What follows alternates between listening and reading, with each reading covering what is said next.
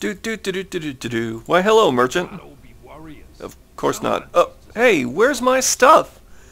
I seem to have been completely emptied out. Well, actually, that's not the case. This is more of an example of what might happen to someone if they were to log in and discover that they'd been hacked. Except, well, maybe they wouldn't have a ridiculous amount of gold in their account, because when someone gets hacked, people generally liquidate everything in their inventory, pour it into a vendor, and then transfer their gold away. Of course, my items are safely off in my lockbox, but I just wanted to demonstrate this. So, this will be what today's MMO Anthropology is about. Let's get to it.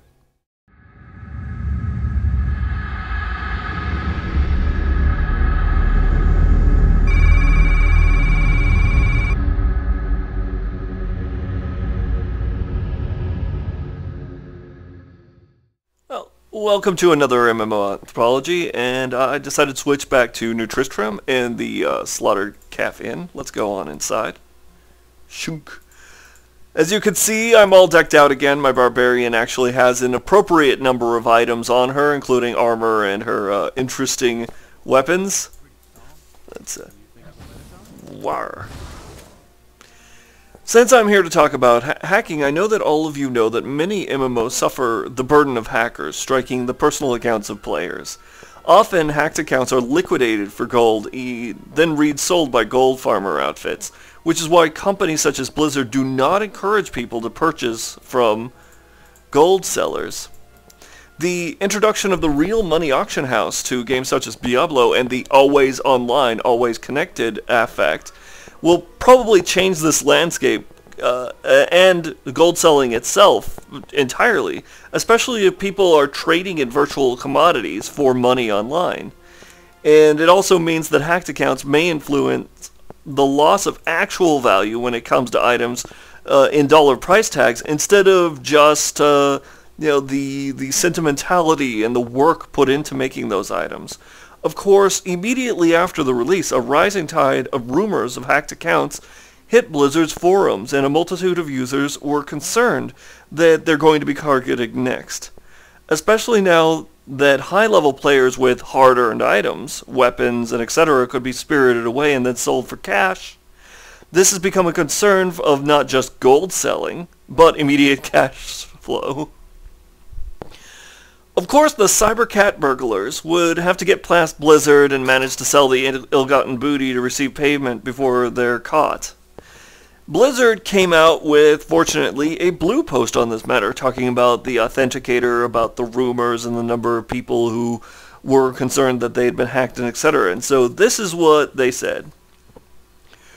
Over the past couple of days, players have expressed concerns over the possibility of Battlenet account compromisers. First and foremost, we want to make it clear that Battlenet and Diablo 3 servers have not been compromised. In addition, the number of Diablo 3 players who contacted customer service report a potential compromise of their personal account have been extremely small. In all of the individual Diablo 3 related compromise cases were investigated, none occurred after physical Battlenet Authenticator or Battlenet mobile Authenticator app was attached. And we have yet to find a situation where Diablo 3 players' accounts were accessed outside of, quote, traditional, unquote, compromise methods, i.e. logging in as someone using their login email and password. What does this mean? Basically that Blizzard is pushing people towards what's called the Battlenet Authenticators, applications and dongles. The dongle essentially is this thing that came out with World of Warcraft. It's a little thing that you can attach to your keychain that acts as sort of a smart card. It updates a cryptographic number every few minutes using an algorithm that's also running on the Battlenet servers. So in addition to your email, password, and that is additional to your email and password, and when you enter it, it allows you into the system, which means that only someone with physical access to your dongle, to your Battlenet Authenticator, or the algorithm that produced the number, and your password, and your email address will be able to get into your account. This is actually a fairly effective and suitable defense that I recall when I worked at Motorola. We used a very similar thing where I had a little card that went in my wallet that produced a number about every 38 seconds. To log in remotely, I had to get that number. I had to get my password and login information and pop into the system. Now, being hacked can really suck. For example, my character is nowhere near the highest level yet, but she has some pretty nice gear, and I'm actually working my way through some pretty gemstones. If I were to lose all of this, this would represent hours of pulverizing through the game and ripping up zombies and opening up the undead to grope about in their entrails to yank out pretty gems and interesting weaponry, in some cases that's larger than they are. Being hacked feels like something of a violation, because in spite of the fact that these items don't really exist physically, they're not something sitting on my desk, they're not my cat, it's not my computer, someone hasn't broken into my house, but what has happened is that someone has taken something that I've spent time working on, however ugly my clown suit is currently, to build up and taken it out of my control. And not only that, I have to change my password, I have to contact customer service, and go through some rigmarole to get it back. Fortunately, most companies like MMOs, which Diablo 3 is now solidly in the MMO sphere, although it's not massively multiplayer as much as people coming together in small groups from a massive arena, the chat realm. Now that it's always online, that means that everything that you earn is accessible remotely from any computer. And I've referred to this in the always online gambit, which is another video that I was working on describing why now and what effects being online all the time will have for Diablo. So what I'm putting forth is that I myself have never been hacked. However, I've had friends who have suffered hacks. I've been part of guilds who've had people join the guild and then manage to get access to the guild bank and then drain it of everything and run off with it. It's a disturbing experience to have your stuff burglarized, cyber burglarized in this fashion.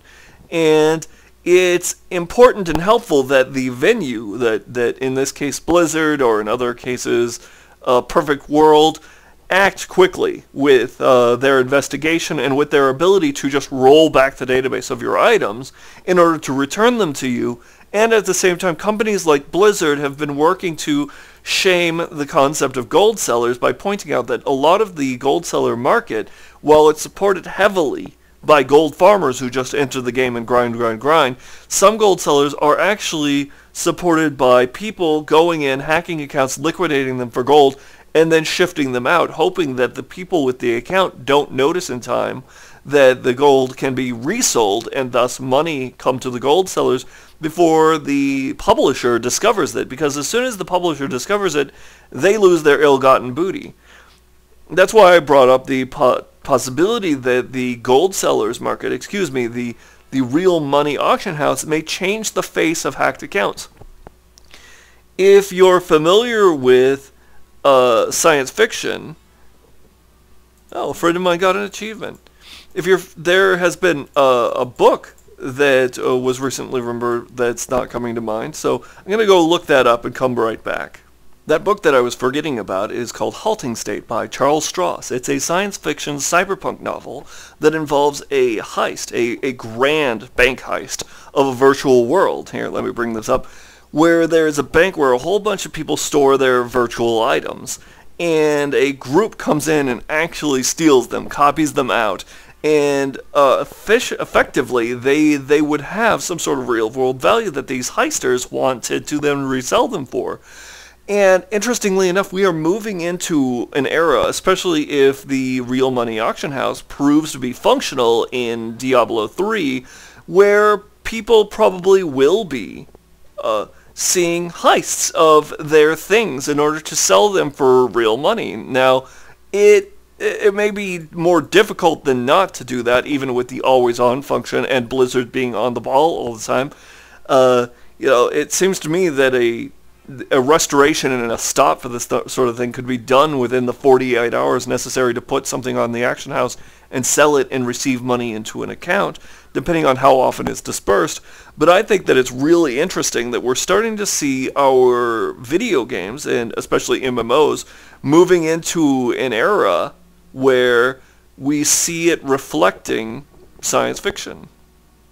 Meanwhile, I'm looking for people who have been hacked before. If you've been hacked before, tell me what it was like. What game was it in?